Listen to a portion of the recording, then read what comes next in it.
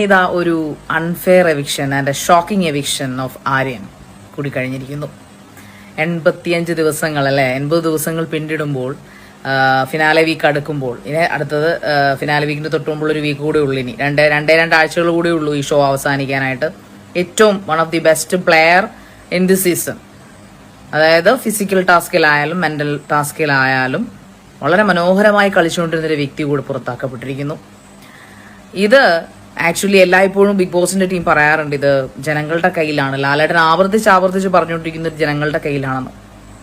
അത് മനസ്സിലാവുന്നുണ്ട്. കാരണം അകത്ത് നടക്കുന്ന കളികളെക്കാൾ കൂടുതൽ പുറത്താണ് ബിഗ് ബോസിൽ കളികൾ നടക്കുന്നത്.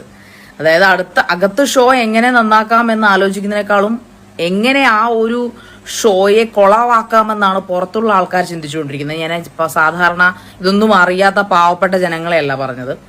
പി ആർ ടീംസ് അവിടെ കളിക്കുന്ന കളി ചില്ലറ കളിയൊന്നുമല്ല. ഇപ്പോ പല വാട്സപ്പ് ഗ്രൂപ്പുകളിൽ നിന്നും നമ്മുടെ പ്രേക്ഷകർ നമുക്ക് ഇൻസ്റ്റാഗ്രാം മെസ്സേജുകളിലൂടെയും വാട്സപ്പിലൂടെയൊക്കെ അയച്ചു തരുന്നുണ്ട്. അതായത് പി ആറിലൂടെ എങ്ങനെ ജനങ്ങളെ തെറ്റിദ്ധരിപ്പിക്കാം എന്നുള്ള കാര്യങ്ങളുടെ ഗൂഢതന്ത്രങ്ങളാണ് പല പി ആർ ഗ്രൂപ്പ്സുകളിലും നടന്നുകൊണ്ടിരിക്കുന്നത്. ഒളിഞ്ഞും തെളിഞ്ഞും പേര് വെക്കാതെയും അല്ലാതെയും ഒരുപാട് ആൾക്കാർ അതിന്റെ എവിഡൻസ് എനിക്ക് അയച്ചു തരുന്നുണ്ട്. ഞാനത് ഏഷ്യാനെറ്റിന്റെ ഓഫീസിലേക്ക് അയച്ചു കൊടുത്തിട്ടുമുണ്ട്. കാരണം വേറൊന്നും കൊണ്ടല്ല, ഇത് അടുത്ത സീസണിലെങ്കിലും ഇതിനൊക്കെ ഒരു അറുതി ഉണ്ടാവട്ടെ എന്ന് ഓർത്തിട്ടാണ്. അങ്ങനെ അയച്ചു തരട്ടെ എന്ന് ചോദിക്കുന്ന ആൾക്കാരൊരിക്കൽ ഞാൻ പറയാറുണ്ട്, നിങ്ങൾ എവിഡൻസ് അയച്ചു തരൂ, ഞാൻ അതിന്റെ അതോറിറ്റീസിനെ ഏൽപ്പിക്കാം.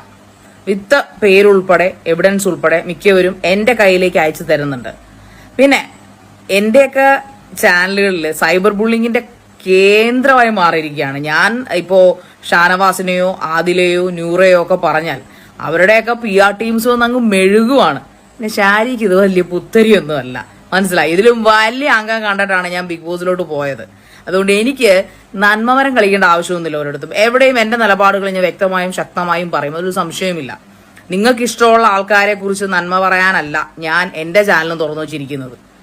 അതുകൊണ്ട് കാണുന്ന കാഴ്ചകൾ അവിടെ അകത്തുള്ള ആളെന്ന നിലയിലും പുറത്തുനിന്നുള്ള ഒരു എക്സ് കണ്ടസ്റ്റന്റ് എന്ന നിലയിലും എവിക്റ്റഡ് കണ്ടക്ടർ എന്ന നിലയിലും കണ്ടസ്റ്റന്റ് എന്ന നിലയിലും ഞാൻ പറഞ്ഞിരിക്കും.